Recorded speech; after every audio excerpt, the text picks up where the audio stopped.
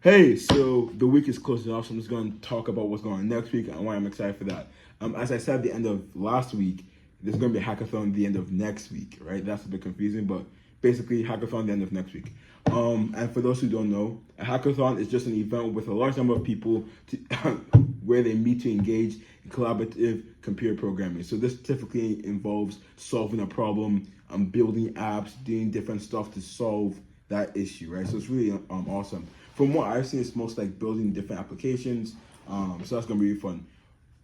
But at the same time, why I'm really excited is because I want to have more start to end experience, right? I'm good at starting ideas. I think when it comes to the ideation process of just building anything, there is no human being on this planet who can top me in that. That's my field.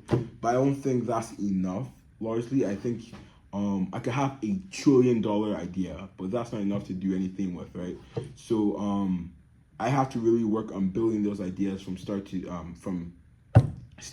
a minimum viable product and an actual product that I can sell to people or just like give to people and have other people try out. So I'm really excited. There's also another thing I want to talk about, and it loosely relates because I don't know the problem we're solving with the Steel Hacks Hackathon yet.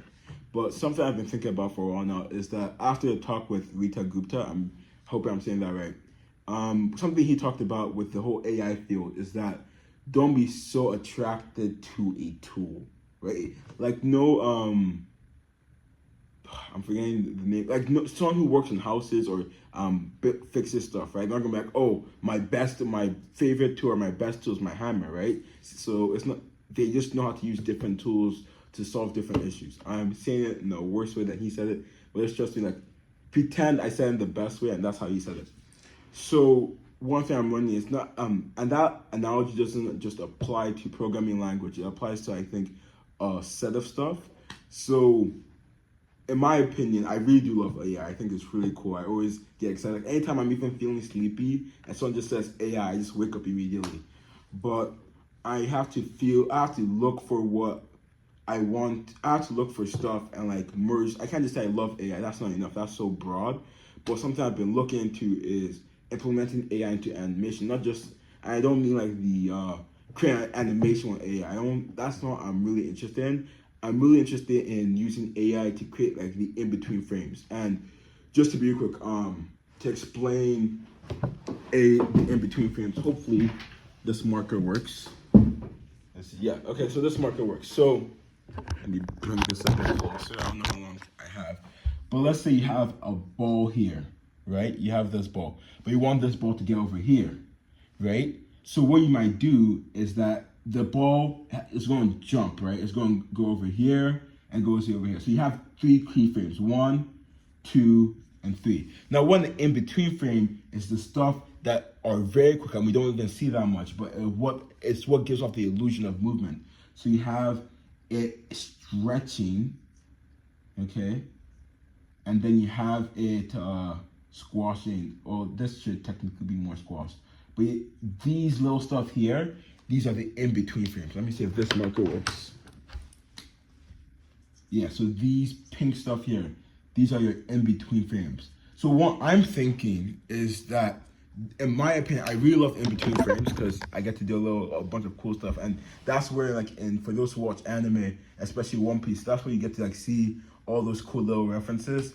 I know when Luffy was fighting Kaido and Big Mom, or Kid and Law were fighting Big Mom. One of these impact frames, that's where you see a lot of those in betweens. They put like smoke that Big Mom pack, so you can put a lot of cool jokes. But that's not the point. Anyways, but in between frames, they take a long while. Like that's like probably the you put a lot of time when you're making in between frames because you have to make a bunch of them to give that idea of movement, right? So sometimes you don't want to use as many to give off the illusion of a quick movement. So like let's say you're punching someone, right? Imagine this, right? My hand going here, that's the in between frames. The key frame is my hand ending up here. But if I wanted to make it appear quick, you wouldn't see those stuff in between, right? Or you'll see a few of them. I think I'm going a bit too in depth. The point is, I'm trying to figure out how AI could make those in between frames. Cause I think it could help with the animation process and make it much faster. I think it'll be really awesome. So I don't know if I'll get to do something like that at the career fair, but I'm not the career fair, at the hackathon. But I do think it's something worth looking into. I haven't seen anything like that so far. I do think it's possible. If AI can make a video, I do think it should be able to make some in between frames. I do think it's going to take some predictive analysis, maybe even using some retrieval augmented generation to get a sense for the artist or animator's style of animating, get an idea of the art style. But it could be really cool. So I'm really interested in seeing how that goes. And that's why I just love AI. There's so many different fields in it. But yeah, that's what I really want to talk about. I just realized I really like drawing on the board. I should do that for more videos. And the last thing I want to talk about, I know this is really quick and just a bunch of stuff at once, but I already talked about ending Project Flip so many times, and it feels like in the MCU when you keep on saying the world is going to end, but it doesn't end. But something I've been thinking about is that I want to make more in-depth videos, but it's hard to do that if I'm making a video day to day. So something I'm looking forward to after I figure out to end this project is having like longer videos and more in-depth videos about cool stuff I like. Maybe a day in a life, or a video going more in-depth into this whole in-between animation stuff. I think that'll be fun. But yeah, okay, besides that, I have nothing else to say, so have a great day.